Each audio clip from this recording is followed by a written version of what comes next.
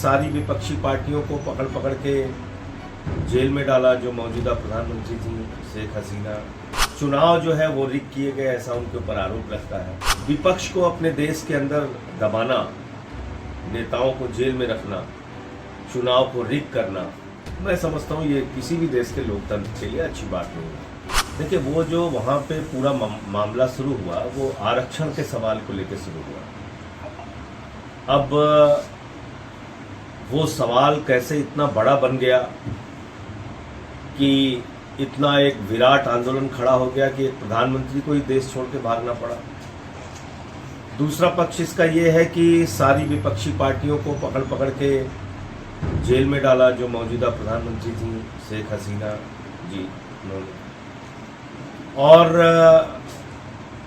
चुनाव जो है वो रिग किए गए, ऐसा उनके ऊपर आरोप लगता है। भारत के साथ निश्चित रूप से उनके संबंध अच्छे थे और इसमें कहीं कोई दो राय नहीं है, लेकिन विपक्ष को अपने देश के अंदर दबाना, नेताओं को जेल में रखना, चुनाव को रिग करना, मैं समझता हूँ ये किसी भी देश के लोकतंत्र के लिए अच्छी बात नहीं है।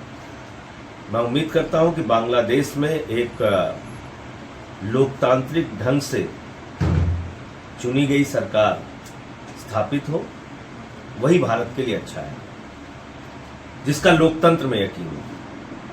क्योंकि समय समय पे वहाँ अस्थिरता देखी गई है। जो बांग्लादेश के राष्ट्रपिता कहे जाते हैं शेख हसीना के पिता मुजीबुर रहमान जी की हत्या हुई थी 1975 में।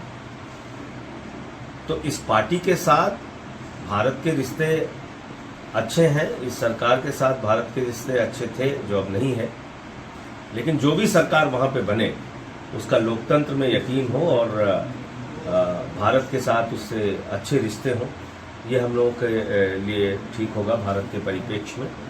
और दूसरी बात ये कि सीमाओं पर भी इस वक्त बहुत कड़ी नज़र बनाए रखने की ज़रूरत है, क्योंकि बांग्लादेश से हमारी बड़ी सीमा लगती है, तो उस पर भी नज़र बना के रखना जरूरी है। आपको लगता है कि और पार्टी मीटिंग में बुलाया जाता आपको या अन्य कई और दलों को, तो उसमें ये सब मुद्दे रखे जा सकते? मुझे मालूम नहीं कि क्यों नहीं बुलाया गया, पता नहीं क्यों नहीं बुलाया गया।